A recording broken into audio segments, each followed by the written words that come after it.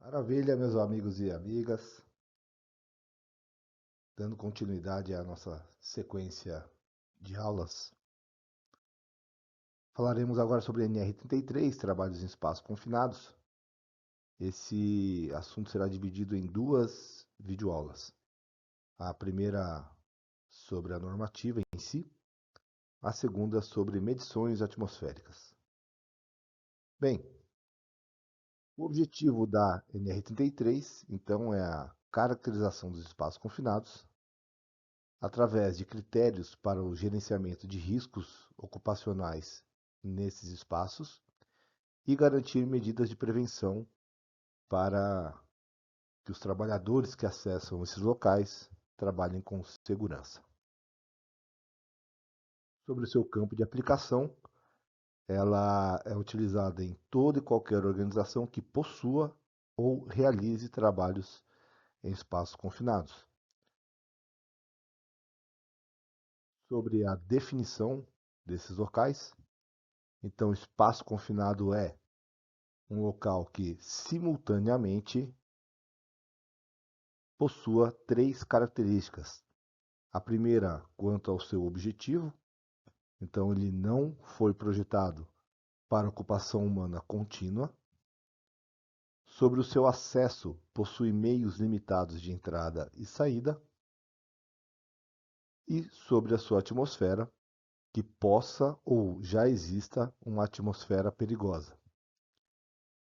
Um dos grandes problemas que nós temos nas estatísticas de acidente de espaço confinado é justamente porque muitas pessoas não conseguem enxergar que aquele local onde elas irão realizar uma atividade é um espaço confinado.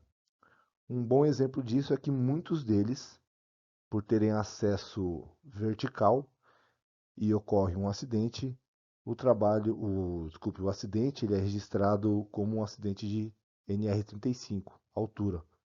Mas na verdade, naquela circunstância, deveria ter sido informado como um acidente em espaço confinado.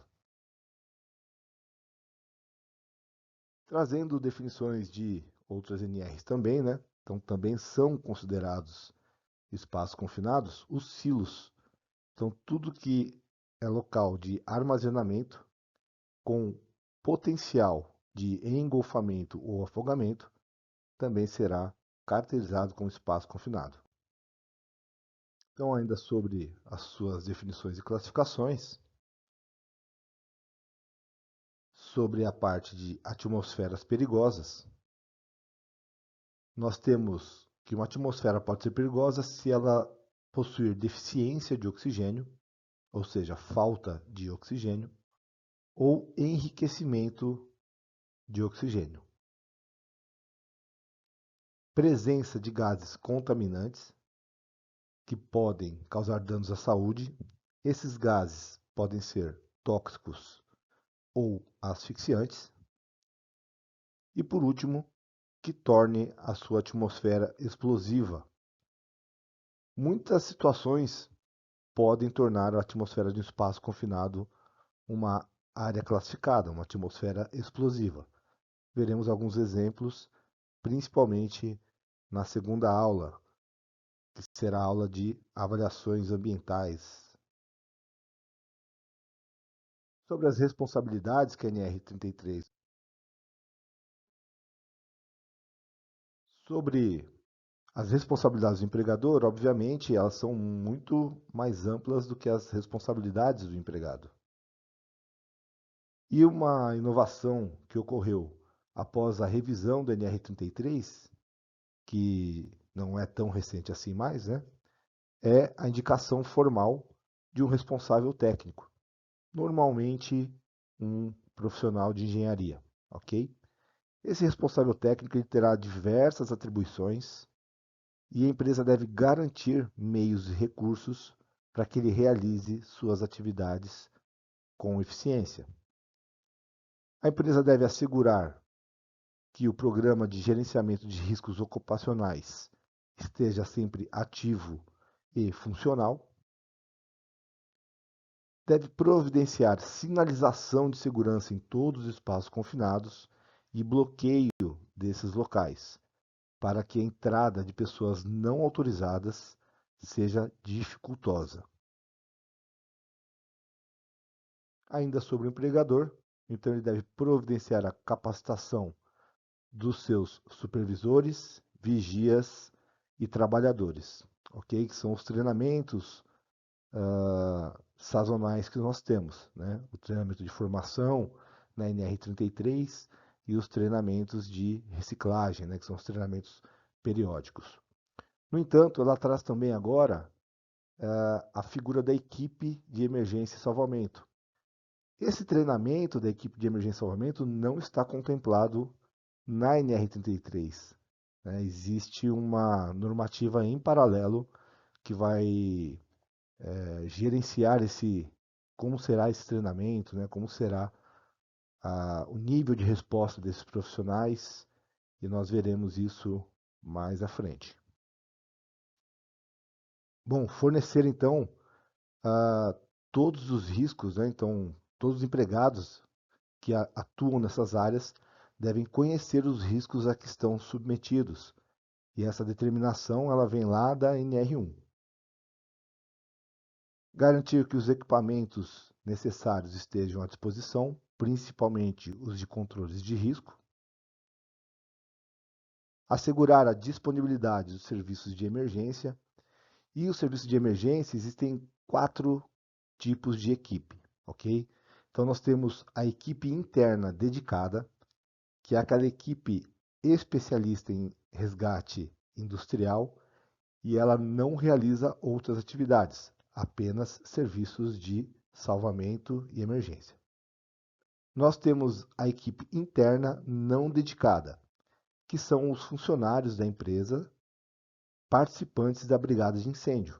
Tudo bem? Então eles têm as suas funções normais dentro da empresa e numa emergência eles paralisam suas atividades e exercem a função de socorrista. Nós temos as equipes externas dedicadas. Essas equipes são contratadas, são equipes de salvamento contratadas para essa situação. Então, por exemplo, a minha empresa não realiza trabalhos em espaços confinados constantemente.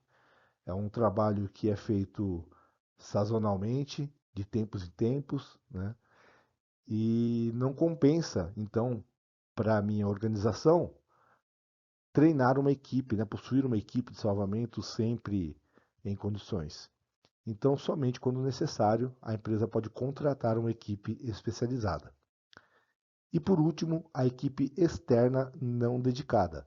As equipes externas não dedicadas são os serviços de emergência públicos. Então, corpos de bombeiros, SAMU, ok? Então, são os nossos serviços de equipe externa não dedicada. Bem, o empregador, então, deve supervisionar as atividades em espaços confinados, tanto de seus funcionários quanto dos seus contratados, né, os terceiros. Sobre o nosso responsável técnico, suas obrigações são de identificar cada espaço confinado, elaborar o cadastro e suas sinalizações. O modelo de permissão deve ser adequado aos riscos e perigos existentes naquela empresa, naquele espaço confinado. Um erro muito comum que nós vemos no dia a dia é a pessoa que realiza as liberações, né, de espaços confinados por falta de um formulário próprio da empresa, baixa modelos da internet. E esses modelos não foram lastreados numa análise de risco feita naquele local. Então, eles podem conter informações que não são pertinentes àquele local, ou então, pior ainda, né, faltar informações necessárias. Elaborar os procedimentos de segurança relacionados a esses espaços confinados. Então, todas as medidas de controle, todas as medidas de segurança devem ser pré-analisadas, né, pré-programadas por esse responsável técnico.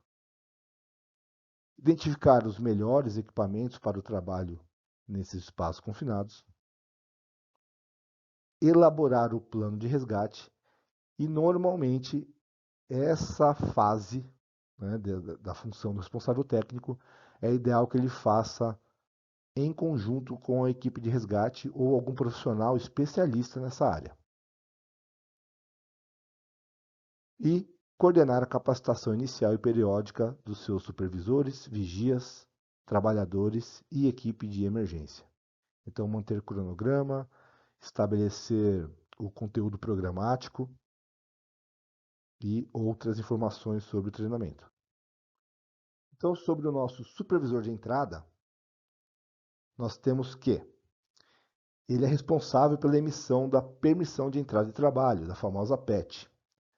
Mas essa PET, né, ela deve ser elaborada, né, de acordo com os riscos reais daquela empresa, daquele espaço confinado. Por que eu digo isso? Porque, infelizmente, muitas pessoas até hoje, por falta de um formulário daquela empresa, né, daquele local, ela se recorre a baixar um modelo na internet. E aquele modelo, ele não foi lastreado nos riscos reais daquela empresa.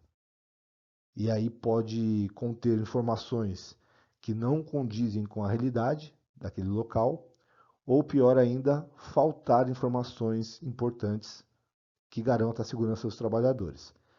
Então, qual que é a sequência ideal para que isso garanta a segurança? Realizaremos uma análise de risco, identificaremos os riscos e perigos, vamos dimensionar agora, quantificar esses riscos e perigos, e agora sim estabelecer as medidas de controle e, baseado nisso, agora a gente realiza a elaboração da PET. Então, criar esse formulário para que ele atenda de uma forma adequada todas as informações que nós precisamos. É o supervisor que executará os testes e conferências de todos os equipamentos que serão utilizados. Então, o detector de gás, os movimentadores de pessoas, os insufladores ou exaustores, ok? Então, esses testes e essa conferência devem ser realizados antes do início das atividades. Ele irá implementar todos os procedimentos de segurança contidos na permissão de trabalho. Então, por isso que é importante que a PET seja específica daquela empresa, daquele espaço confinado. Ele irá assegurar que os serviços de emergência e salvamento estejam disponíveis. Ou seja, em atividades de espaço confinado, principalmente atividades, né, locais mais críticos, a equipe de emergência deve estar pronta para o salvamento. Por quê? Porque se eu simplesmente libero o espaço confinado, o trabalho nos espaços confinados, sem que a equipe de emergência esteja ciente do que está acontecendo, quando está acontecendo, o que será feito naquele espaço confinado, e vamos pegar como exemplo a brigada de incêndio da empresa, o acidente ocorre, será realizado o acionamento da brigada, os brigadistas, até eles entenderem o que está acontecendo, qual é a situação, qual o tipo de acidente, qual tipo de equipamento eles vão ter que buscar lá no seu almoxarifado, tá? Isso vai atrasar muito o salvamento. E aí ele não será mais um salvamento, né? Provavelmente. Com essa demora toda, ao invés de resgatar uma vítima viva, eles apenas farão a recuperação de um cadáver. Ele deverá, então, o supervisor, cancelar, né, os trabalhos quando necessário, quando ele perceber que ele não consegue garantir a segurança dos trabalhadores, tá? Ou seja, ele encontrou condições impeditivas. Ele que fará o encerramento da PET ao término dos serviços. Ele pode desempenhar a função de vigia desde que ele pare com todas as suas outras atividades. Então, eu, supervisor, na falta de um vigia, posso atuar como vigia? Sim, mas nesse momento em que eu estarei atuando como vigia, eu vou realizar as atividades somente de vigia. Tudo bem? Assegurar que os vigias estejam operantes durante a realização dos trabalhos. Então, o vigia não pode estar distraído com nada. Já quanto aos vigias, ele vai permitir, né, somente a entrada de trabalhadores autorizados relacionados na PET. Então, ele deve ter conhecimento do quantitativo da equipe, né, quantas pessoas tem na equipe, se todos eles foram relacionados na permissão de trabalho. Ele manterá continuamente o controle do número de trabalhadores, então ele tem que saber exatamente quantos trabalhadores tem dentro do espaço, quantos fora. Ele sempre permanecerá fora do espaço confinado, junto à entrada, em contato contínuo com os trabalhadores. É função dele o acionamento da equipe de emergência e salvamento. No entanto, o vigia não pode resgatar, tá? O vigia não entra no espaço confinado em hipótese alguma. Mas existe uma situação onde ele consegue realizar o resgate, que é através dos movimentadores de pessoas. Então, se ele está realizando a sua atividade de vigia, percebe que o trabalhador sofreu um acidente ou está passando mal, e o trabalhador ainda está conectado ao cabo do movimentador, o vigia pode realizar esse salvamento. Mas enquanto ele realiza essa movimentação, ele deve acionar a equipe de emergência para que esteja a postos assim que o trabalhador for retirado. Então está aí, ele pode operar os movimentadores de pessoa tanto para acesso ao espaço confinado e retirada dessas pessoas. É função do vigia ordenar o abandono do espaço confinado sempre que um perigo não previsto for detectado ou algum sinal de alarme for acionado. Então, por exemplo, o detector de gases. Tá? Mas a ordem de abandono também pode ser dada por um operário que esteja dentro do espaço confinado, porque é ele que está vendo a situação real lá dentro. E se ocorre alguma situação não prevista que traga riscos e perigos à equipe que está lá dentro, né, e isso não foi quantificado e mensurado ali pela análise do supervisor, pode ser dada a ordem de abandono.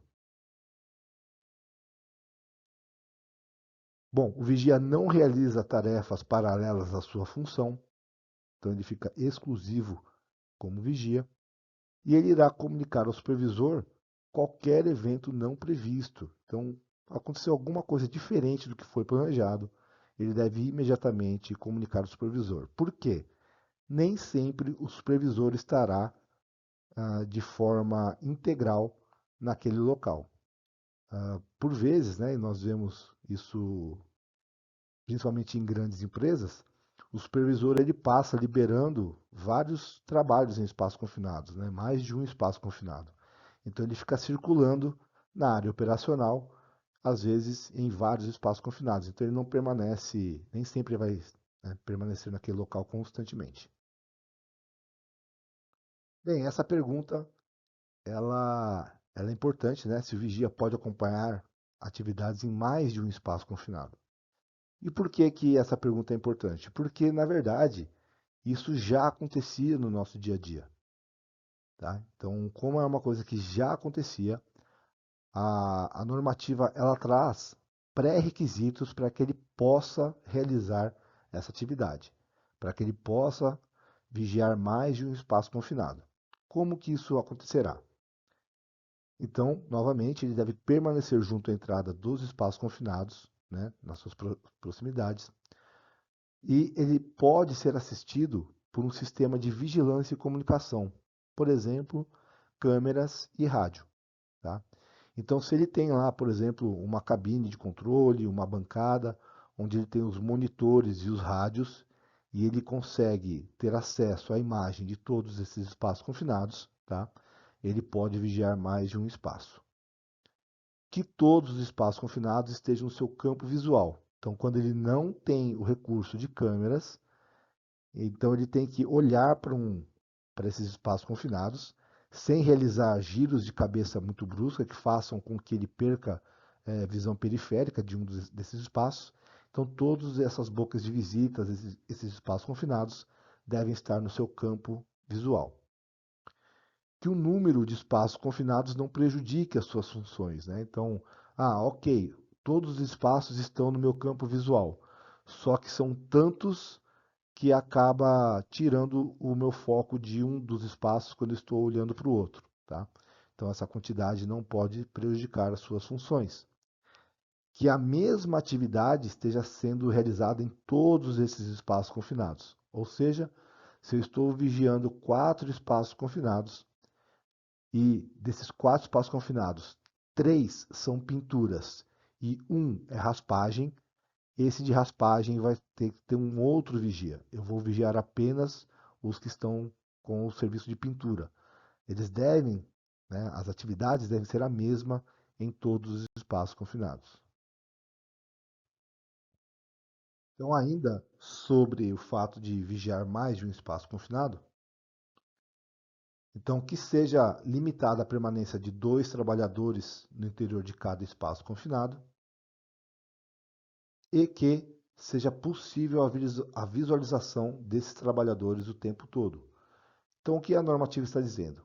Vou vigiar mais de um espaço confinado, não tenho recursos eletrônicos, então a quantidade de trabalhadores será sempre 2 trabalhadores em cada espaço confinado, realizando sempre a mesma atividade e eu vigia, preciso estar em contato visual constante com todos eles a todo momento.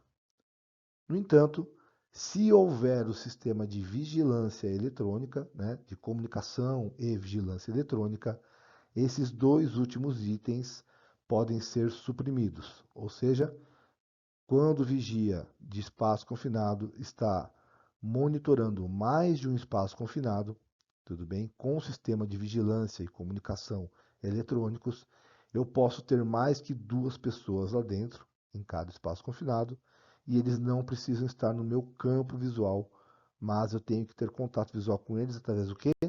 Dessas câmeras e contato constante por rádio comunicação.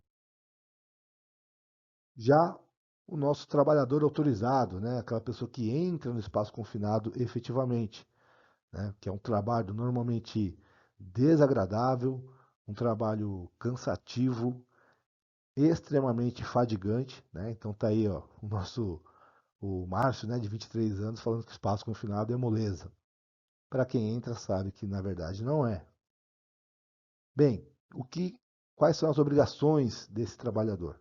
Então, cumprir as orientações recebidas nos treinamentos e nos procedimentos de trabalho, utilizar adequadamente os meios e equipamentos fornecidos pela empresa e comunicar ao vigia ou ao supervisor qualquer risco que não tenha sido contemplado na análise de risco ou na permissão de entrada.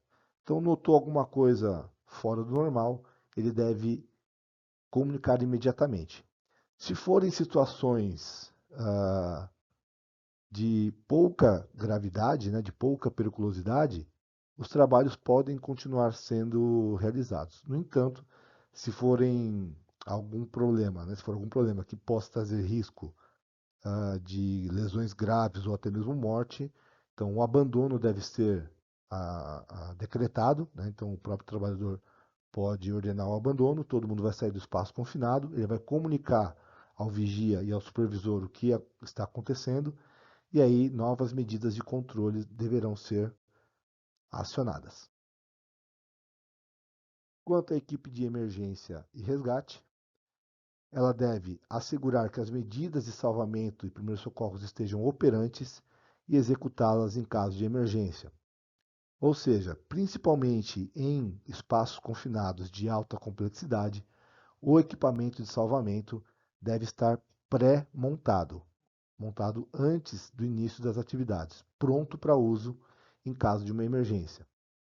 Ela deve participar dos exercícios simulados anuais, né? E sempre realizar esses exercícios simulados nos ambientes de espaço confinado. E por que isso é importante salientar? Porque nem sempre a equipe de resgate é da própria empresa, ok? Então, quando aquele exemplo que nós demos ali de que da empresa, né, desculpa, da equipe externa dedicada, é interessante nos simulados de abandono, nos simulados de emergência, convidar essas equipes a participarem desses simulados para quando eu for contratar esse pessoal para realizar a proteção dos meus trabalhadores durante os trabalhos mesmos, eles devem conhecer o local onde eles vão realizar esse resgate. Quanto ao GRO nos espaços confinados, então o gerenciamento de riscos ocupacionais, ele não é diferente de outras atividades, sendo a, a melhor opção a eliminação do risco. Isso não sendo possível, nós substituiremos o risco daquele local, né, daquele equipamento, por um risco menor. Se isso ainda não for possível, nós isolaremos as pessoas do risco, né? Então isso é barrar o risco no meio do caminho. Ou então modificar os processos e a maneira como se trabalha, isso recai sobre o controle administrativo. E por último, proteger os trabalhadores com EPIs e equipamentos de proteções coletivas. O processo de identificação desses perigos e riscos, ele deve considerar a existência ou construção de novos espaços confinados em que os trabalhos possam ser realizados, a alteração da geometria ou meios de acesso dos espaços confinados já existentes, utilização dos espaços confinados que implique alteração dos perigos anteriores identificados. O que nós estamos falando aqui? Nós temos dois tipos de entrada em espaço confinado: a entrada não perturbada e a entrada perturbada. O que é uma entrada perturbada? É aquela onde a minha atividade, né, o que eu vou realizar dentro do espaço confinado, irá alterar a atmosfera do local. Já uma entrada não perturbada, então, o contrário disso, tudo bem? Normalmente, quando isso vai acontecer? Uma entrada não perturbada, normalmente, é uma entrada para inspeção e reconhecimento. Bem, quando o trabalho em espaço confinado não puder ser evitado, a análise preliminar de risco, ela deve contemplar tanto os riscos existentes no local, no próprio espaço confinado, quanto os riscos nas suas adjacências. Por exemplo, a presença de veículos com motor a combustão com o escapamento muito próximo da boca de visita do espaço confinado. Ou então, é uma galeria de esgoto e o tempo oferece possibilidade de chuva, tá? Então, esses riscos adjacentes eles devem ser contemplados também. E aí, vou dar um exemplo aqui. Alguns anos atrás, aí, mais de 10, para falar a verdade, houve um treinamento de resgate em espaço confinado numa galeria de esgoto na região leste de São Paulo. Então, foi realizada a análise atmosférica, ela oferecia boas condições, o tempo estava um tempo firme, né? Então era um tempo de sol, não oferecia risco de chuva. O treinamento foi liberado, os alunos entraram em duplas, cada dupla ligada por um cabo que unia os alunos, e eles entraram para o reconhecimento e o treinamento nessa galeria de esgoto. No entanto, essa galeria, e é um fato que passou desapercebido na análise preliminar de risco, porque quem realizou a análise não possuía um mapa da galeria, tá? ela, era, ela era interligada a outras galerias, inclusive na região do ABC Paulista. E no ABC Paulista, nesse dia, ocorreu uma chuva muito forte. O que aconteceu? Enquanto os alunos estavam dentro do espaço confinado, dentro da galeria, o nível de água, sem prévio aviso, subiu rapidamente e com uma correnteza muito forte. Os alunos que estavam próximo da boca de visita conseguiram sair com segurança e de uma forma rápida. No entanto, havia uma dupla que estava mais distante. E essa dupla precisou voltar no sentido contra a correnteza para tentar voltar para a boca de visita e escapar daquele local. Como o nível da água estava subindo muito rapidamente e o EPI desses alunos era EPI de incêndio, ou seja, um EPI muito pesado, com o peso da água mais a força da correnteza, o último aluno percebeu que não conseguiria sair dali. Como ele estava conectado ao seu canga, né, ao seu parceiro, ele decidiu cortar a corda para que o seu amigo conseguisse escapar. Tá? Então, o amigo dele conseguiu sair, mas infelizmente esse aluno ele foi arrastado pela correnteza e localizado tempo depois aí já sem vida. Ok? Então esse foi um exemplo de um caso infeliz por conta de inobservância de adjacências. Bem, item B, a possibilidade de formação de atmosferas perigosas. Isso está diretamente ligado às entradas perturbadas. Necessidade de controle de energias perigosas e espaços confinados. O que são essas energias perigosas? Então, bloqueios, né? Precisaram fazer bloqueios hidráulicos, bloqueios mecânicos, bloqueios elétricos, tá? Então, tudo isso são energias perigosas que devem ser neutralizadas antes da entrada do espaço confinado. E outras medidas de prevenção descritas na NR, na APR e na permissão de trabalho.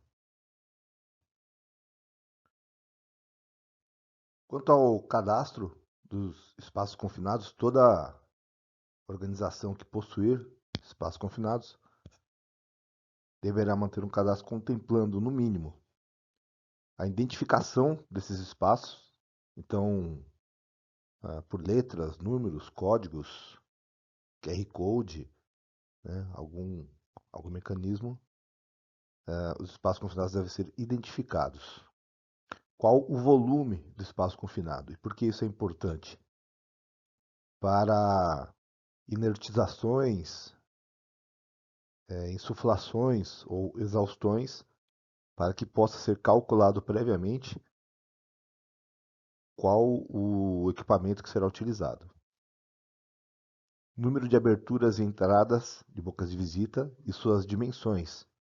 Com essas informações, podemos planejar qual o melhor ponto de entrada, melhor ponto de rota de fuga, melhor acesso para resgate e até mesmo se a abertura dessas bocas de visita 24 horas antes do início do trabalho, se elas garantirão uma boa exaustão, uma boa limpeza do espaço confinado.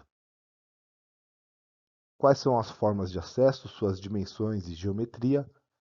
Essa informação também é muito importante tanto para o planejamento dos trabalhos quanto para o planejamento dos resgates. As condições do espaço confinado. Se é um espaço confinado ativo, né? Se for ativo, ele vai exigir o quê? Previamente, sistemas de bloqueios e etiquetagem. E se eles são inativos. São ativos ou inativos. Lembrando que espaços confinados, mesmo que inativos, devem permanecer sempre sinalizados.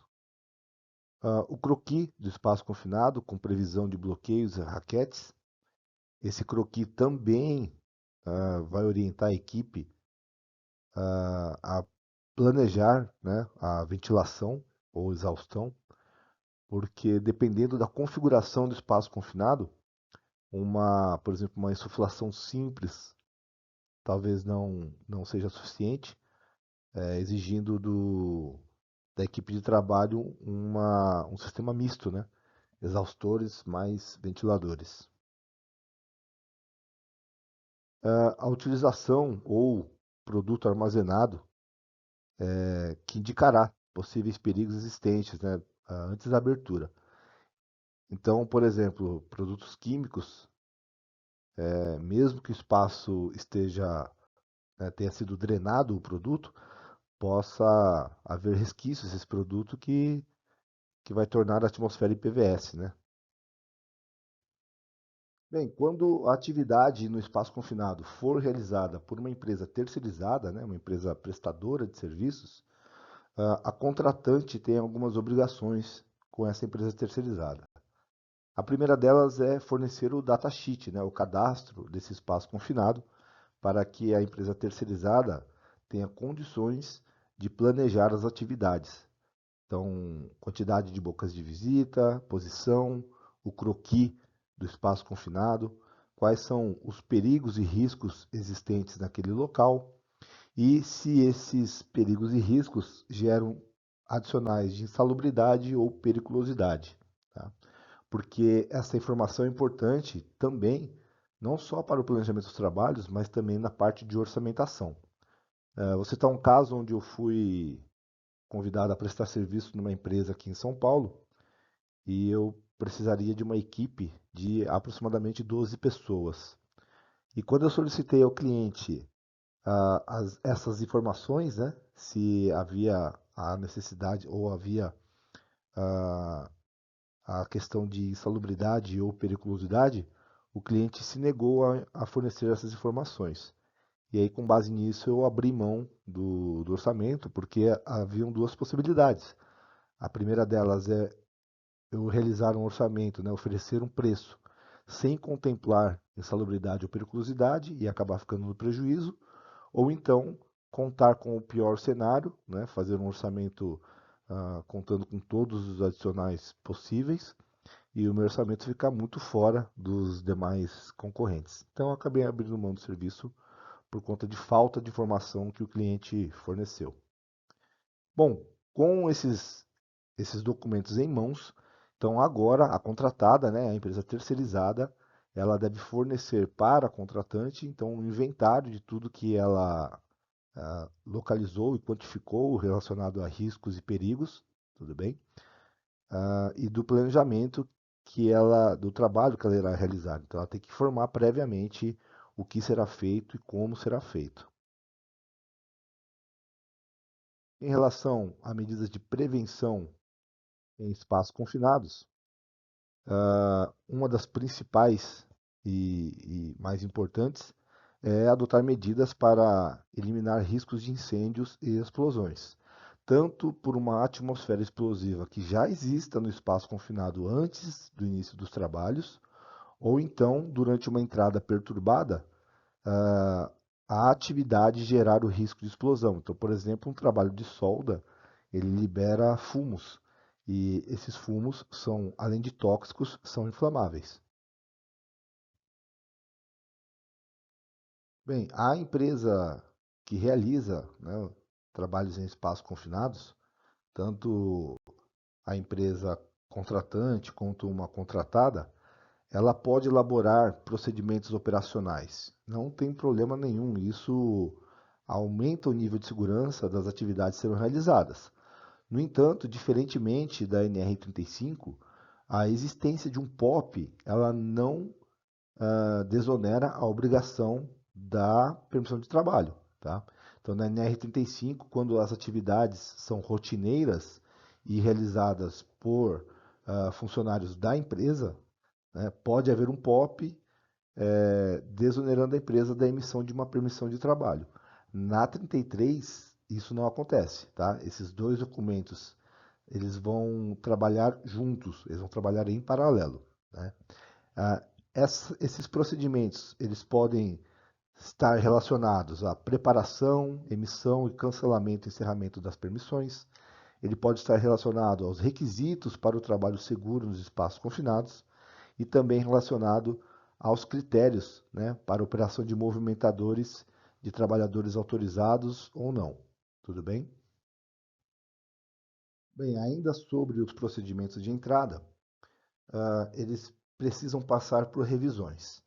Se nada acontecer, se tudo permanecer na normalidade, o ideal é que eles sejam revistos uma vez por ano. Mas, se alguma das próximas situações ocorrerem, ele deve ser revisado imediatamente. O primeiro deles é a alteração do nível de risco. Então, modificações que aumentaram o risco do espaço confinado ou reduziram o risco do espaço confinado devem gerar uma modificação no documento de procedimentos operacionais e divulgado aos funcionários. Quando por algum motivo houve uma entrada não autorizada de um funcionário da própria empresa, uma entrada não autorizada de um terceiro, né, de uma terceirizada que também não cumpriu os requisitos mínimos, né? Então, por exemplo, treinamento em dia e atestado de saúde ocupacional em dia, tudo bem? Ou até mesmo invasões por pessoas alheias, né? O que acontece muito, por exemplo, nas caixas d'água da Sabesp, né? Concessionária de água aqui de São Paulo. Então, em algumas localidades, as pessoas invadem a área e vão tirar um lazer dentro da caixa d'água, colocando a vida dessas pessoas em risco. Obviamente, então, quando houver um acidente, se houver acidente no espaço confinado, significa que os nossos procedimentos contêm falhas, então essas falhas precisam ser detectadas e sanadas, ok? Ou então, quando qualquer outra condição não prevista durante a entrada tenha ocorrido, né? Alguma coisa que passou despercebido pela nossa APR, né? Nossa análise preliminar de risco, aquela situação não foi contemplada, então significa que o nosso procedimento ele contém falhas, contém brechas. Bem, quando essas entradas, né, são obrigatórias, né, quando o espaço confinado o trabalho não pode ser evitado, precisamos pensar nos melhores respiradores e os melhores documentos, né, para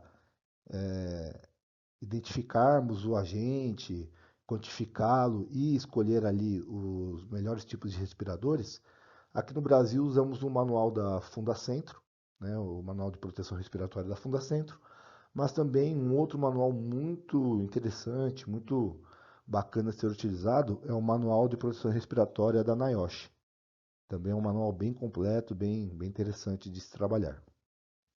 Os respiradores precisam ser previstos, né, selecionados tanto para operações normais dentro do espaço confinado e também para as operações de emergência e resgate. Bem, sobre a PET, né, eu já havia adiantado essa informação, mas na NR33 não há brechas, tudo bem? Toda entrada em espaço confinado deve ser precedida por emissão de permissão de entrada e trabalho. E nós sabemos que isso não acontece no dia a dia, né? Muitas empresas ignoram essa exigência e por considerarem o seu espaço confinado um local relativamente seguro e com poucos riscos, né, ou quase nenhum risco, ah, não existe um procedimento de emissão de PET. Por exemplo, limpeza de caixas d'água, né? Então é muito comum ah, ocorrer limpezas de caixa d'água sem emissão de permissão de trabalho. E a PET, né, como é obrigatória a sua emissão, ela possui informações mínimas que devem constar na permissão de entrada de trabalho. Não muito diferente de outras permissões, né, de altura ou trabalhos a quente, né? Então, a identificação do local. Então, onde será prestado o serviço, né? Então, qual é o nosso local que acessaremos, né? Qual o espaço confinado que é. O objetivo da entrada, então, por que a equipe vai entrar naquele local? Quais foram os perigos identificados na análise preliminar de risco? Quais são as medidas de controle? Se essas medidas de controle neutralizam os riscos ou apenas reduzem esses riscos, incluindo também o controle de energias perigosas, né? Os tagueamentos e bloqueios. Os perigos identificados e as medidas de prevenção estabelecidas no momento da entrada. Então, a APR, né, esse item, o item C, ele traz riscos e perigos identificados anteriormente, né? Então, essa análise preliminar de risco ela foi feita anteriormente da entrada, no momento, né, de elaborar a nossa permissão, né, fazer o nosso formulário padrão de permissão de trabalho. Então, essa análise já aconteceu antes, bem antes do nosso serviço. Mas no dia que a equipe for entrar, existe também uma análise que é feita, né, uma APR momentânea ali. E ela vai identificar os perigos, né, do local naquele momento e quais são as melhores medidas de prevenção e neutralização. uma avaliação quantitativa e qualitativa da atmosfera, né? Isso é muito importante e ela é feita antes da entrada dos trabalhadores e durante a entrada, tudo bem? Então, por exemplo, realizamos a nossa avaliação atmosférica e ela detectou agentes agressivos, tá? Então, por conta da presença de agentes agressivos, se eles ultrapassarem os níveis de limite de tolerância estabelecido pela NR15, então teremos que realizar o quê? Uma limpeza, uma lavagem, uma neutralização, uma inertização daquele espaço. Feito isso, é realizada uma segunda medição, né, uma segunda aferição. Sanamos o problema? Ok, então o trabalho está liberado agora. Se não sanamos, repetiremos esses processos de limpeza, inertização e neutralização. Tá ok para entrar agora? Maravilha.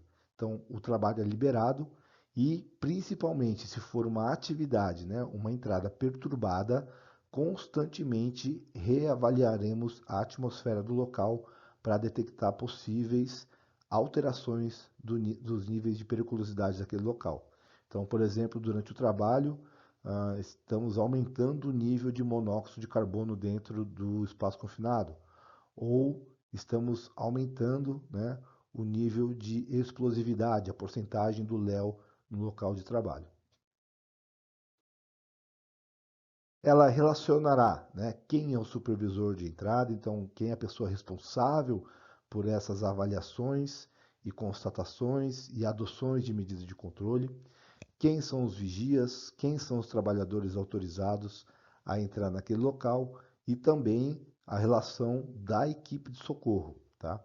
Lembrando, a equipe de socorro, né, já não podemos mais contar com aquela antiga premissa de que é apenas a brigada de incêndio e na hora que houver um acidente de espaço confinado, vamos acionar só a brigada de incêndio. Não, essas pessoas precisam ter um curso específico. E hoje, né, para se realizar salvamentos em altura dentro de empresas e salvamentos em espaços confinados, essas pessoas, né, e que podem até ser os brigadistas sem problema algum, mas essas pessoas precisam ser resgatistas industriais, tá? E a normativa de resgate industrial é a NBR 16710, onde ela vai trazer o cronograma mínimo de treinamento, qual é as manobras mínimas que essa equipe deve conhecer, né, saber executar, e os níveis de socorros, né, possíveis. Então, seria um resgatista industrial nível 1, nível 2, nível 3, nível 3C, tudo bem? Então, a normativa traz essas diferenciações. A data e hora da emissão e encerramento da PET, então a hora que abriu e a hora que encerrou. A assinatura do supervisor de entrada e dos vigias. Bem, a PET, né, já não é mais necessariamente em formulários físicos, né, não precisa mais ser em papel. Então, ela pode ser em papel, mas ela também pode ser eletrônica. Se ela for em papel, duas vias serão emitidas. Uma fica no local de trabalho para qualquer uh, situação de fiscalização e a outra fica no SESMIT ali, né, quem foi o responsável pela liberação do espaço confinado. Ao término do serviço, quando é encerrado, junta-se as duas vias para arquivamento. Pelos meios digitais, né, então ela deve estar acessível por qualquer pessoa, né, então o vigia, o supervisor, né, ou um fiscal, ele precisa ter acesso fácil. E pode ser no celular, pode ser pelo tablet, tudo bem? Então, qualquer meio eletrônico aí. Mesmo sendo eletrônico, conta, né, é necessário a assinatura das pessoas. Bem, ainda sobre os dispositivos eletrônicos, eles têm requisitos mínimos, ok? Então, o primeiro possui grau de proteção adequado ao local de utilização. E nesse quesito, o grau de proteção que estamos falando é principalmente proteção física, né? Então, não pode ser um equipamento ali que vai se degradar com a atmosfera, com as configurações, com abrasões, né, choques e pancadas e etc. E se estivermos falando de área classificada, esses equipamentos devem possuir níveis de intensidade de acordo com a área classificada, se é uma área classificada 0, 1 e 2, ou 20, 21 e 22. Ok? Bem, essas PETs, né, tanto as físicas quanto as eletrônicas, precisam ser rastreáveis. O seu arquivamento ainda mantém o tempo mínimo de 5 anos, ok? Por conta de possíveis ações trabalhistas. E durante o período de arquivamento, né, devem estar disponíveis tanto ao empregador quanto aos trabalhadores ou possíveis auditorias. E os trabalhadores devem ser sempre informados dos perigos identificados durante a avaliação ambiental. Então, nenhum risco que foi detectado no espaço confinado deve ser guardado em sigilo, né? Todos os empregados devem estar cientes do que foi localizado naquele espaço confinado. Bem, quando que a PET será encerrada, né? Quando as atividades forem completadas, então encerrou o serviço, a gente encerra a PET. Quando ocorrer uma condição não prevista, então o supervisor fez as avaliações ambientais, né, atmosféricas, liberou o trabalho, a equipe adentra ao local e lá, né, já no interior do espaço confinado, detectaram uma situação que coloca eles em risco, eles precisaram sair, então aquela PET será encerrada e o espaço vai ser reavaliado, esse risco, né? Teremos que adotar medidas de controle para sanar esse problema e depois emitir uma nova permissão de trabalho. Quando ocorrer a saída de todos os trabalhadores do espaço confinado e durante essa saída ninguém ficou monitorando. Então, por exemplo, nós estamos trabalhando, deu o horário do almoço, todo mundo foi almoçar e ninguém ficou monitorando o espaço confinado. A equipe inteira foi junta para o almoço. Mesmo que tenha sido por curto período, quando eles voltarem, como esse espaço ficou sem a salvaguarda de nenhum funcionário, né? Ninguém ficou monitorando aquela atmosfera, então a PET será encerrada e todas as avaliações atmosféricas serão feitas novamente para a emissão de uma segunda permissão de trabalho. Quando houver substituição de vigia por outro não relacionado na PET. Então, se a equipe conta com um único vigia, por exemplo, né, e essa pessoa passa mal ou por algum motivo precisa deixar o local, então todos os trabalhadores serão retirados do espaço confinado, traremos um segundo vigia para a equipe, né, e será encerrada aquela PET, vamos abrir uma nova PET e relacionar esse novo vigia. Bem, a validade da PET ela é limitada a uma jornada de trabalho, ok? Bem, sobre prorrogação, né, ou revalidação de permissão de entrada de trabalho, ela é possível, mas exige alguns pré-requisitos, né? E quais são eles? A primeira é que seja a mesma atividade e que gere os mesmos riscos, né, em todas essas entradas e saídas. Ou seja, então, se a equipe matutina realizará limpeza do espaço confinado, a próxima equipe tem que realizar a mesma atividade para que a PET possa ser revalidada.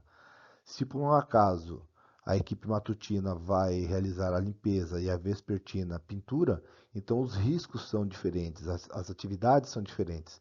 Então a PET será encerrada e na troca de equipe será elaborada uma nova PET. Que todos os intervalos de parada e retomada de serviço de todas as equipes envolvidas devem estar previstas no planejamento de trabalho. Todos os funcionários autorizados devem estar relacionados na permissão, tanto os vigias, supervisores e operadores da equipe que está iniciando, quanto da equipe que fará a substituição ao final do turno.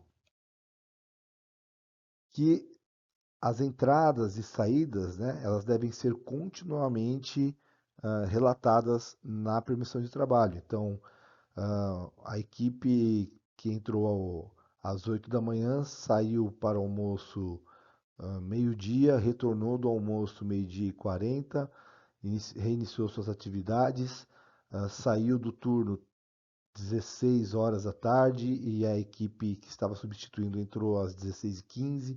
Então, todas essas entradas, saídas, né, modificações de equipes devem estar relacionadas e registradas.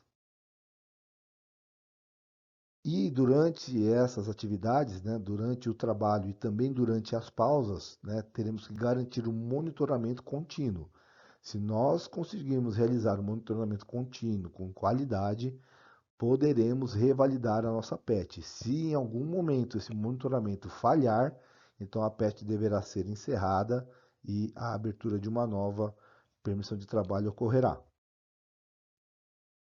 E para que isso seja possível, né, devemos garantir a presença contínua de vigias.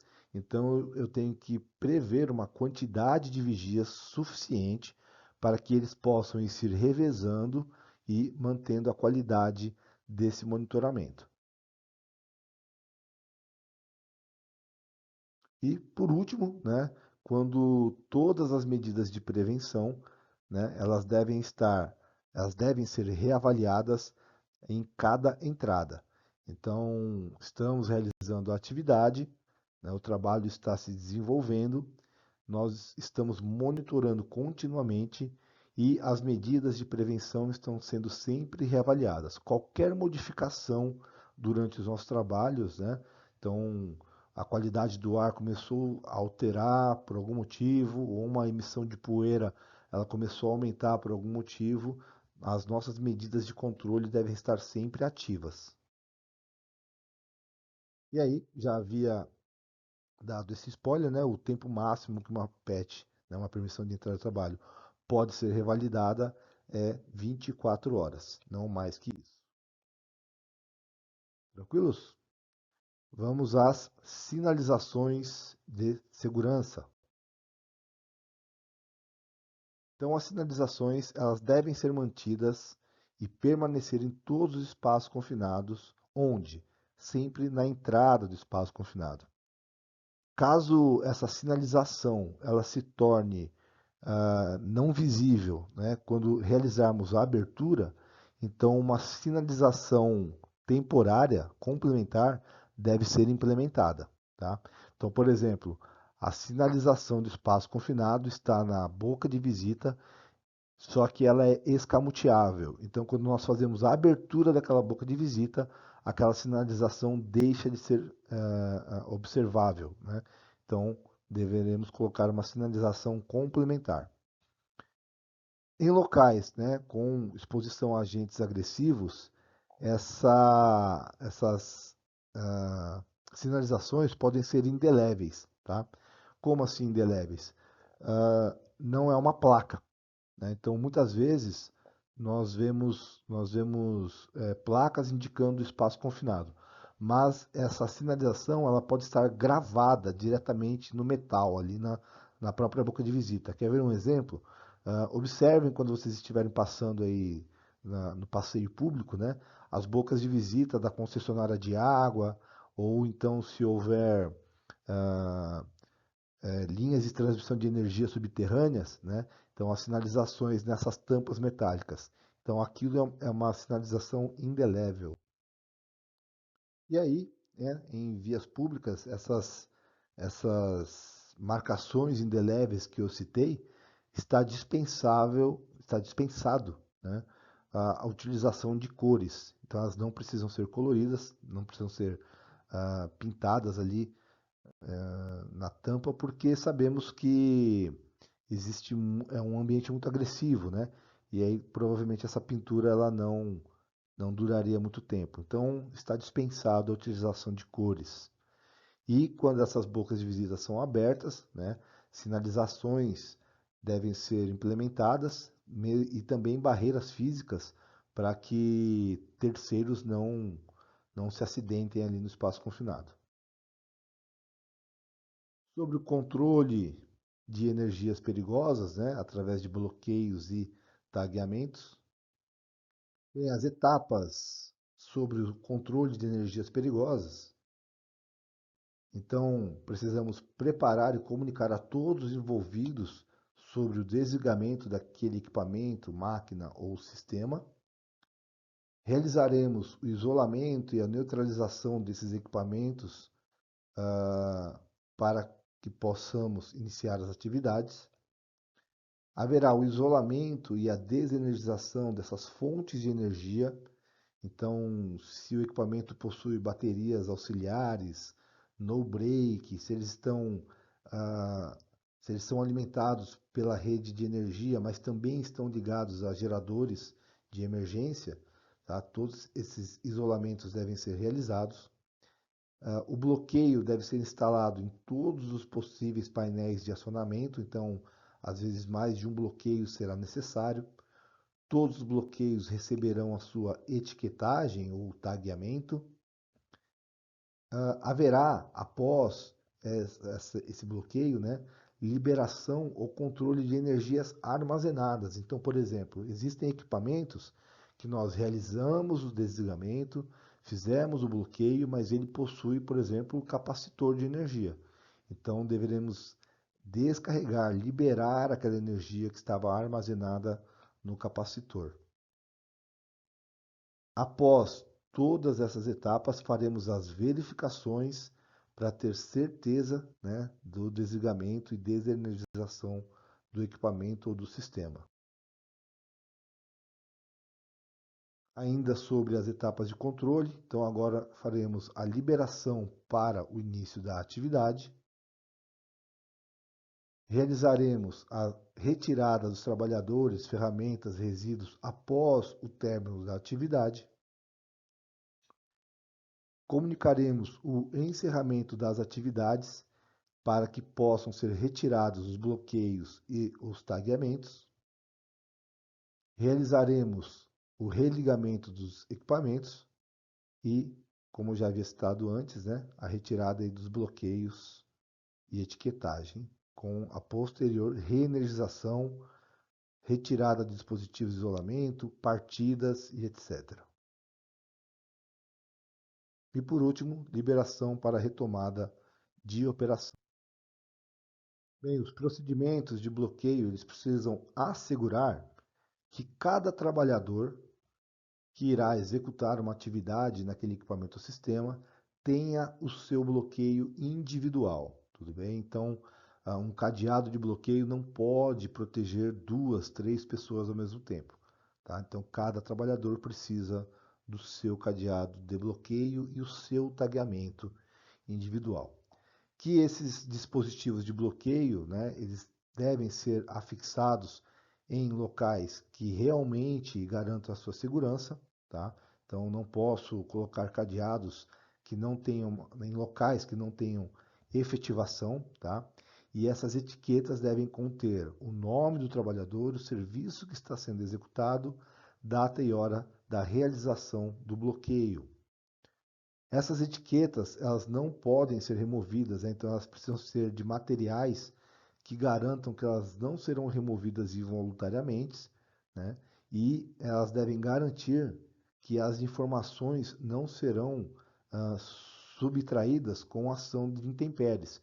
Então, choveu, garoou, né? Ou houve alguma intempérie ali que removeu as informações da etiqueta. Isso não pode ocorrer. E nós temos que garantir também que na troca de turno, esses bloqueios e etiquetas sejam substituídos, né, pelos bloqueios e etiquetas da equipe que está entrando.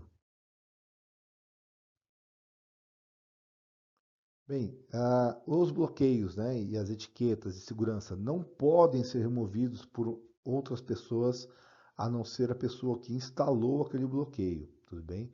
Então, quem colocou o cadeado e etiqueta será a pessoa que irá retirar aquele bloqueio. E, em hipótese alguma, podemos realizar a neutralização, né, a interrupção do sistema nos circuitos de emergência, tudo bem? Os bloqueios devem ser realizados nos painéis de operação. Agora, sobre avaliações atmosféricas, né? Bem, sobre as avaliações iniciais da atmosfera do espaço confinado, elas devem ser realizadas pelo supervisor. Ele inicia ligando o equipamento em local limpo, né? Então numa atmosfera limpa, fora do espaço confinado, se aproxima do local e inicia as medições próximo à boca de visita, né? Próximo à BV. Em locais, né, em espaços confinados verticais, é relativamente mais fácil essa leitura, né, do interior do espaço por conta da utilização da mangueira e bomba de sucção. Então, o supervisor vai descendo a mangueira gradativamente, né? Ele tem que respeitar essa velocidade de descida, de acordo com o tempo de delay do equipamento. Então, normalmente, como que nós fazemos isso, né? Eu tenho, por exemplo, 30 metros para baixo de espaço confinado. Então, eu vou pegar a mangueira lá de 30, 40 metros e aí tampa-se a entrada de ar no bico da mangueira e conta-se o tempo que o detector vai demorar para acusar essa falta de oxigênio, né? Ele vai acusar ali que a leitura de oxigênio caiu. E aí, por exemplo, 5 segundos foi esse delay. Então ele sabe que ele tem que descer, né? Iniciar essa velocidade de descida e respeitando intervalos de 5 segundos entre um metro e outro que ele vai pagando para a mangueira ali, né? Que ele vai inserindo a mais de mangueira. Então ele desce nessa velocidade, respeitando esse delay e faz a leitura vertical do espaço confinado. Então, essa avaliação ela é mais simples, é mais fácil de fazer. O problema é quando o espaço confinado é horizontal. E o que nós vemos no dia a dia é que a maioria dos supervisores fazem a aferição na boca de visita e depois utilizam uma vareta lá com 2, 3, 5 metros e insere essa vareta dentro do espaço confinado para fazer essa leitura. Só que nem sempre é uma leitura precisa, uma leitura real, porque o espaço confinado ele é mais amplo do que isso, né? Então, o ideal seria o supervisor entrar no espaço confinado gradativamente, realizando essa medição, né, com o apoio dessa vareta. Então, ele estica lá 2, 3 metros, vai entrando e fazendo a avaliação. De que forma? Se for um espaço confinado horizontal baixo, então ele vai realizando a medida ali na altura do limiar de odor, né? No limiar de, na altura da, da, das narinas dele, né? Agora, se for um espaço maior, mais alto, então ele realiza em três alturas diferentes. Então ele começa no limiar de odor dele, depois ele pode medir em cima e embaixo ou em cima, né? Aí tanto faz. Mas a primeira leitura sempre vai ser na altura do limiar de odor. E as porcentagens de oxigênio, né? Sabemos que o ar atmosférico, então, ele conta com 20,9 de oxigênio, sendo que a NR33 ela aceita, né, uma flexibilidade, uma elasticidade dessa quantidade de oxigênio, sendo 19,5 o mais baixo e 23 o mais alto, tá? Mais para frente, né, lá na aula de medições atmosféricas, nós entraremos mais a fundo nesse aspecto. Bom, a maioria das empresas utiliza multigases padrões, onde eles fazem quatro leituras, né? Leitura de oxigênio, leitura de explosividade, monóxido de carbono e gás sulfídrico, tá? No entanto, existem empresas que trabalham com leitores individuais. Se isso ocorrer, né, se você se deparar com essa situação, existe uma sequência de qual medidor você vai usar primeiro. E o primeiro sempre será o de oxigênio, tudo bem? Por quê? Porque digamos que eu faço a leitura de explosividade primeiro. E na explosividade eu digamos que deu lá, por exemplo, 8% do Léo. A NR33 ela autoriza que você trabalhe em locais com uma atmosfera explosiva até 10% do Léo. Ok, fiz 8% do Léo. E quando eu vou medir o oxigênio, deu 23% de oxigênio. Opa, tem mais oxigênio do que deveria. Se tem mais oxigênio do que deveria e eu tenho um gás inflamável lá dentro, né, essa leitura do Léo, ela já não é mais fidedigna, tá? Então eu vou ter que fazer uma tabela de conversão para saber exatamente quantos por cento eu tenho do Léo relativo àquela quantidade de oxigênio para mais que nós encontramos. Então, sobre os nossos equipamentos multigases padrões que utilizamos para avaliações atmosféricas dos espaços confinados, eles devem atender dispositivos de normas nacionais e, na ausência destas, se houvesse, né, poderíamos utilizar normativas internacionais.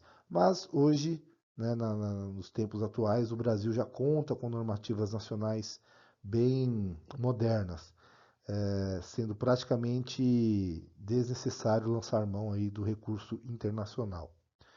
As leituras desses equipamentos devem ser instantâneas, tá? E por que isso? Porque existem outros tipos de equipamentos de quantificação e detecção de gases que não são instantâneos. Eu realizo a coleta no local e levo o equipamento para fazer a aferição em laboratório. Normalmente isso acontece para estabelecimento de periculosidade ou insalubridade, tá certo? Essa metodologia de leitura em laboratórios, ela não é aceita para espaços confinados, então a leitura deve ser instantânea. Os nossos equipamentos devem ser intrinsecamente seguros. Por quê? Porque normalmente, quando eu vou realizar a minha primeira leitura, eu não sei o que está acontecendo lá dentro. E se já estiver estabelecido uma atmosfera inflamável, né, uma atmosfera explosiva, e o meu equipamento não é intrínseco, na primeira leitura nós poderíamos ah, provocar uma explosão. Ele deve ser protegido contra interferência eletromagnética de radiofrequência, tendo uma resistência mínima de 10 volts por metro. Ou seja, frequências de rádio, né, não podem interferir no equipamento e frequências eletromagnéticas tampouco. Ele deve possuir alarme sonoro, visual e vibratório instantâneos e simultâneos, tudo bem? Então ele vai, quando ele detectar um perigo, lá um risco, ele vai acender as suas luzes piscantes, ele vai vibrar e ele vai acionar um alarme sonoro, tudo bem? Para ter certeza que o nosso operador perceba o que está acontecendo. Ele deve né, ser protegido contra ingresso de poeiras e água, porque os espaços confinados, né, quem atua no interior desses locais sabe que a contaminação por poeira, por lama, barro, umidade, né, água, elas são muitas vezes inevitáveis. E alguns aguentam até submersão, né, de 1,5 m por meia hora. Então o equipamento escapou da presilha, caiu na água lá, ele aguenta ficar meia hora submerso até 1,5 m de profundidade. E por último, né, e óbvio, possuir manual em português e os seus comandos também, todos em português, para fácil entendimento. Bem, a leitura desejável, né, que nós procuramos em toda entrada em espaço confinado é essa, né? 20,9 de oxigênio, 0%, né, 0 ppm de H2S, 0 ppm de monóxido de carbono, de CO, e 0% de Léo. Esse é o nosso ideal, né? Quais são as quantidades permitidas?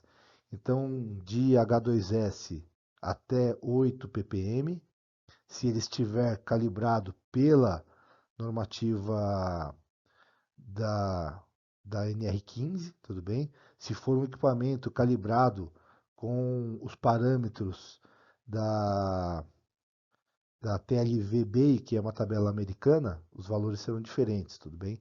Então, 8 ppm para H2S na nossa legislação, 39 ppm de monóxido de carbono na nossa legislação e até 10% do Léo pela nossa legislação, tudo bem? A americana ela vai aceitar 5 ppm de H2S e, se eu não me engano, 50 não, 45 ppm de monóxido de carbono.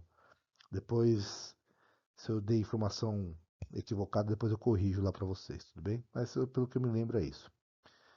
Bem, todos os equipamentos ele possui o ajuste de alto zero, tá? Ele tem um teste de resposta inicial que nós realizamos todos os dias antes de realizar as medições, que é o bump test, e a calibração dele é feita pelo menos uma vez ao ano. Por que pelo menos uma vez ao ano? Essa calibração ela é realizada num laboratório acreditado pelo Inmetro, tudo bem? Então tem que ser um laboratório acreditado que vai realizar a calibração do equipamento. Se nesse laboratório for constatado que um dos sensores ou mais não está realizando a leitura corretamente, né, que já é um sensor que está saturado, por exemplo, então, esse laboratório vai indicar a manutenção do equipamento. Então, deve ser realizada a manutenção. Mas, por exemplo, em empresas onde os locais, né, onde os espaços confinados são muito agressivos, essa calibração pode ser feita mais de uma vez ao ano. Tudo bem? Então, vai depender das condições de uso.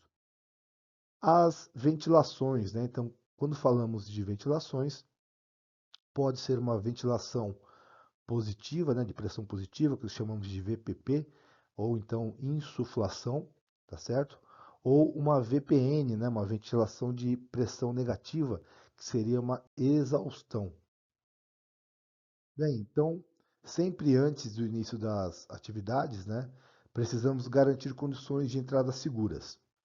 E dependendo da atmosfera que nós encontramos no espaço confinado, pode ser que medidas de controle sejam necessárias.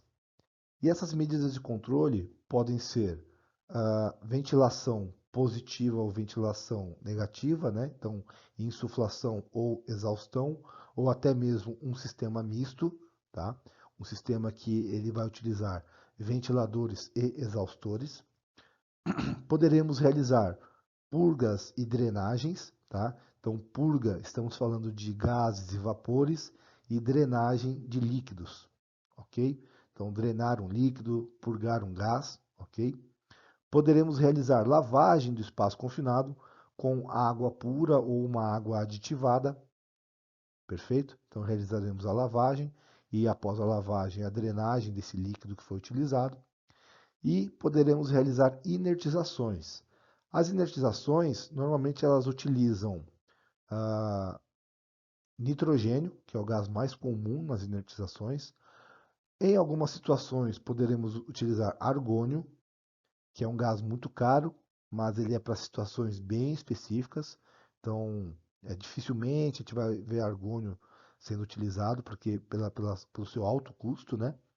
E também podemos inertizar com dióxido de carbono, com uma ressalva, tá? Nunca se inertiza um espaço confinado, uma área classificada que tem uma atmosfera explosiva com dióxido de carbono. Por quê? Porque no disparo do dióxido de carbono, ele gera congelamento e esse congelamento, né, da umidade do ar em volta ali, ele vai criar microcristais.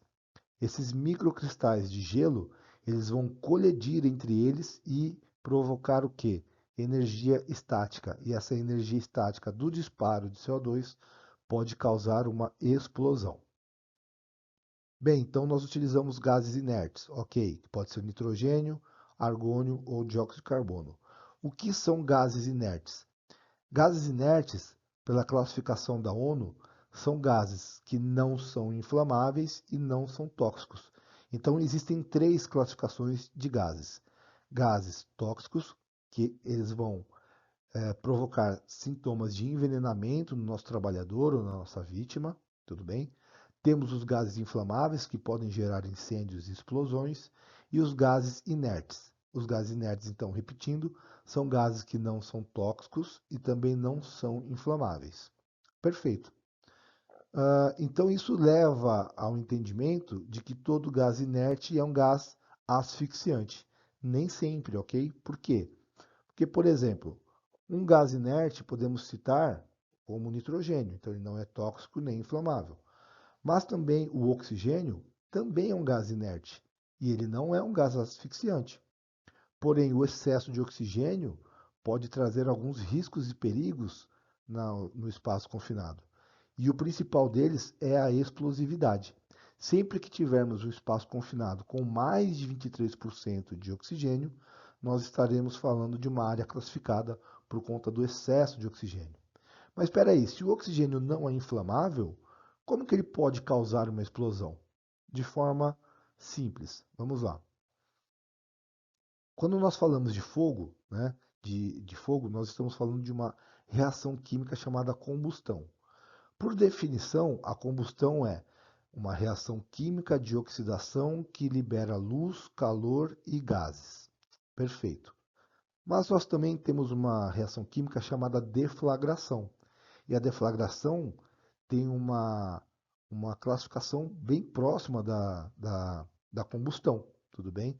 Que também é liberação de luz, calor, gases e também temos a reação de explosão, que também é uma reação que libera luz, calor e gases. Então, qual que é a diferença principal entre elas? Velocidade de queima. A combustão ela queima até 100 metros por segundo. A deflagração ela queima de 100 a 1000 metros por segundo. E a explosão ela queima acima de 1000 metros por segundo. O que muda? Onda de choque, tudo bem? Então, quando eu tenho excesso de oxigênio no ambiente, um combustível que normalmente entraria em combustão, esse excesso de oxigênio vai acelerar a sua queima, fazendo com que ele exploda. Ou também, se esse excesso de oxigênio encontrar a presença de alguns tipos de hidrocarbonetos dentro do espaço confinado, esse hidrocarboneto pode entrar em reação com o oxigênio e gerar uma explosão. Tranquilos?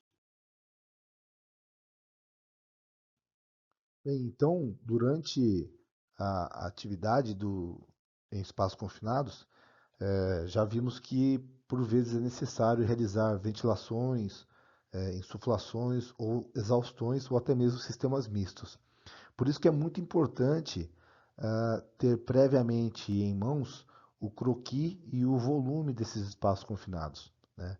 E também a posição, quantidade, localização e dimensões das bocas de visita, para que nós possamos pré-planejar a posição do insuflador, a posição do exaustor, quantas e quais bocas de visitas nós abriremos, qual será o trajeto desse ar que estaremos insuflando, né, para garantir que todos os contaminantes sejam removidos. As condições térmicas do espaço confinado também são bem importantes, tá? Então é realizada a aferição de temperatura no interior do espaço confinado com equipamentos de bulbo seco e bulbo úmido. É proibida a ventilação com oxigênio puro. Por quê? Porque nós vimos lá que excesso de oxigênio podem causar explosões. Sobre os equipamentos que utilizamos em áreas classificadas, já vimos um pouco disso na NR10, estamos vendo aqui novamente. Eles devem ser intrínsecos de acordo com o nível de explosividade, ok? E se durante as medições já detectarmos atmosferas IPVS, tá, a entrada não será autorizada. Mas se não existe outra possibilidade, né, se a entrada for necessária na atmosfera IPVS, sabemos o quê? Que um respirador, né, uma máscara filtrante, ela não dará conta, né? Então precisaremos de equipamentos de adução de ar. Então, um SCBA ou um equipamento de ar mandado será necessário. Para toda ação, né, que faremos no espaço confinado, para todo planejamento, ao término dos trabalhos, faremos um PDCA, né, que é o planejamento, o desenvolvimento das atividades, após e durante e após esse desenvolvimento, a checagem da efetividade, né, das ações que nós planejamos, e se houve alguma falha ou se alguma coisa precisa ser melhorada, nós faremos as ações corretivas.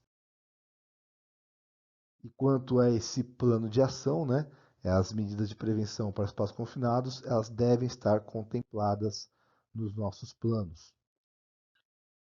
O acompanhamento da saúde dos trabalhadores que realizam acesso ao espaço confinado, eles devem ser constantes, tudo bem? Então, o ASO, né, o Atestado de Saúde Ocupacional, deve estar sempre em dia e dependendo da complexidade dos trabalhos, né, todos os dias de manhã ali, quando o nosso operário chega na empresa, ele passa previamente pelo ambulatório para que a medicina do trabalho autorize as suas atividades naquele dia.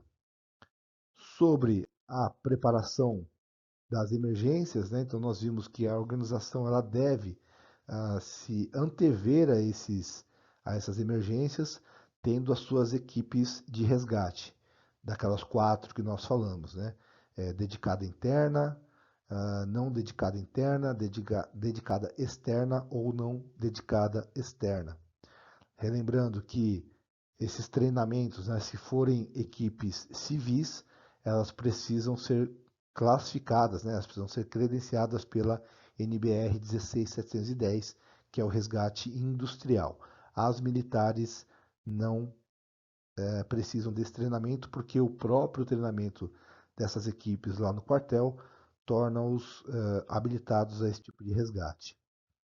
Bem, o nosso plano de resgate, assim como a permissão de entrada e trabalho, ele precisa de informações mínimas e muitas vezes padronizadas, né? Então, a primeira delas é a identificação dos perigos associados à operação de resgate. Então, a permissão de trabalho já tem os perigos associados à atividade do trabalhador, tudo bem? Agora nós estamos falando dos perigos associados ao resgatista. E por que isso é importante? Porque, como eu já citei, a maioria das vítimas de espaço confinado são os resgatistas. Tá? Para cada 3 vítimas de espaço confinado, pelas nossas estatísticas, né, 2 são socorristas. E, na maioria das vezes, socorristas não profissionais. Socorristas que eram um trabalhador que viu o amigo dele se machucando, ou quando ele olhou para o espaço confinado, ele já viu o amigo tombado, ele entra para realizar o salvamento e ele acaba se tornando uma segunda vítima. Bem, também precisa da designação da equipe de emergência e salvamento, ou seja, nominalmente. Tá? Eu não posso colocar na permissão de entrada de trabalho que o resgate será realizado pela brigada de incêndio. Quem é a brigada de incêndio? Quem são esses brigadistas? Tá? Então é uma relação nominal desses profissionais. Tá? Então, se ela é interna, se ela é externa, o dimensionamento, qual será o tamanho dessa equipe, quantas são as pessoas, né? Isso vai ser de acordo com o quê? Com a complexidade do espaço confinado, o tipo de acesso, né? O tipo de respiradores que eles vão utilizar, qual o sistema de resgate, um sistema 3-1, 4-1, tripé de salvamento, ou se vai ser um resgate horizontal, tá? Então tudo isso estará previsto. Qual que é o tempo resposta dessa equipe? Então, dependendo da complexidade, a equipe já fica pré-posicionada na boca de visita durante a atividade, enquanto os trabalhadores estão entrando no espaço confinado ainda. Tá? Outras equipes podem, né, por exemplo, uma brigada de incêndio treinada para esse tipo de situação, ela pode estar ali realizando as suas atividades, mas normalmente são trabalhadores de setores próximos, onde um acionamento vai fazer com que essa equipe chegue rapidamente ao local. Tá? Mas o ideal mesmo é que a equipe esteja pré-posicionada para um possível resgate. A seleção da técnica e dos equipamentos que nós utilizaremos, ela deve ser anterior às atividades até, tudo bem? Eu não posso esperar o acidente acontecer para começar a planejar a ação de resgate. Como eu disse, essa demora de ação pode ocasionar na morte do trabalhador ao invés do sucesso de um resgate de uma vítima viva. E, por último, né, a previsão e realização de simulados. Se a minha equipe de resgate não conhece o espaço confinado, a probabilidade do resgatista se tornar uma segunda vítima é muito grande. Vamos lá. Documentação. Sobre as documentações, né, então a empresa, a organização que possui os espaços confinados, como nós já vimos anteriormente, né, mas reforçando, ela precisa manter atualizado o cadastro dos espaços confinados, tanto dos ativos quanto dos inativos, tudo bem?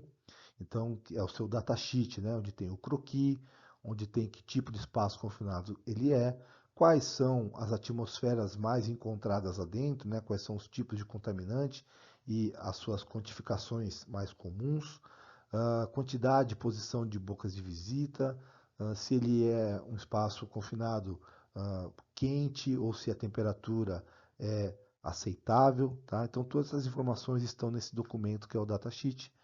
Quais são as permissões emitidas? Então, por exemplo, eu posso, na mesma atividade, precisar realizar uma permissão de entrada em espaço confinado, uma permissão de trabalho em altura e uma permissão de trabalhos a quente, por exemplo. Tudo para a mesma atividade. Perfeito? E também o inventário de riscos do trabalho em espaço confinado, realizado pela contratada. Isso é quando nós estamos falando de empresas terceirizadas. Ainda sobre essas entradas, né, então a empresa precisa ter um modelo de PET, e esse PET, relembrando, não pode ser um modelo genérico, né, puxado ali de uma internet, por exemplo. Então tem que ser uma permissão elaborada especificamente para aquela empresa. Precisamos ter procedimentos de segurança pré-estabelecidos em documentos escritos, ok? E o plano de resgate também sempre por escrito. Sobre as capacitações, então nós temos a capacitação dos trabalhadores, sendo 16 horas para o vigia, 16 horas para o operador e 40 horas para o supervisor, tá?